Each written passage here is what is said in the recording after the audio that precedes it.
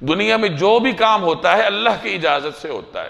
اگر کوئی شخص مومن بنتا ہے تو وہ اللہ کی اجازت سے اور اللہ کی توفیق سے ہوتا ہے۔ ایسا نہیں ہو سکتا کہ ایک آدمی اللہ کی اجازت اور اللہ کی توفیق کے بغیر ایمان لے آئے اور اسی طریقے سے اللہ کی توفیق کے بغیر وہ نیک کام کرنے لگے۔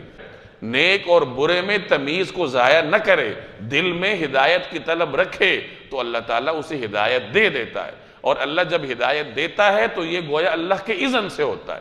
اور اگر کوئی آدمی اپنے اندر موجود اس صلاحیت کو ضائع کر بیٹھے تو برے راستے پر چل پڑے گا، تو گویا کہ وہ بھی اللہ کے اذن سے ہوتا ہے۔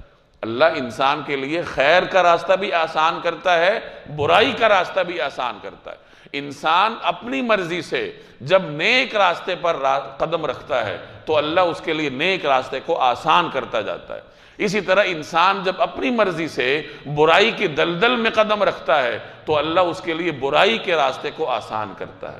آج تو یہ مثالیں سمجھنا آسان ہے نا، ہم دیکھتے ہیں کہ ایک انسان کس طریقے سے درندے سے بڑھ کر ظالم ہوتا ہے۔ بظاہر وہ کلمہ گو ہے، آپ کو مسجد کی پہلی صف میں بھی نظر آئے گا، لیکن جب قوم مشکل میں ہوگی تو وہ پیٹرول نہیں دے گا، جیسے آج کل ہو رہا ہے۔ جب رمضان آئے گا، لوگوں کی ضروریات ہوں گی تو وہ چیزیں بڑھا دے گا، قیمتیں بڑھا دے گا۔ لوگ مریں گے تو کفن کی قیمت بڑھا دے گا۔ لوگوں کے پاس آٹا نہیں ہوگا تو وہ آٹے کی قیمتیں بڑھا دے گا۔ اور یہ کرنے والے کون ہوں گے؟ یہ ہم میں سے لوگ ہوں گے۔ اور یہ ہم کیوں کریں گے؟ کیونکہ خیر اور شر کا پیمانہ ہم ختم کر چکے ہیں۔ ہمیں نہیں معلوم کہ خیر کیا ہے، شر کیا ہے۔ پھر انسان ظلم پر ظلم کرتا چلا جاتا ہے اور بظاہر سمجھتا ہے کہ میں تو صاحب ایمان ہوں، میری تو اتنی بڑی داڑھی ہے، مجھے تو لوگ حاجی صاحب کہتے ہیں، میں تو سالانہ حج پر بھی جاتا ہوں اور اتنے لوگوں کو میں زکوٰۃ دیتا ہوں۔ اور ظلم کا اس کا یہ حال ہے کہ پوری قوم کو اس نے مصیبت کا شکار کر رکھا ہے۔ تو بہرحال انسان جو کچھ کرتا ہے اپنی مرضی سے کرتا ہے، اور پھر ہم جیسے لوگ اس کو تقدیر کے حوالے کر دیتے ہیں کہ جی یہ تو تقدیر کا کام۔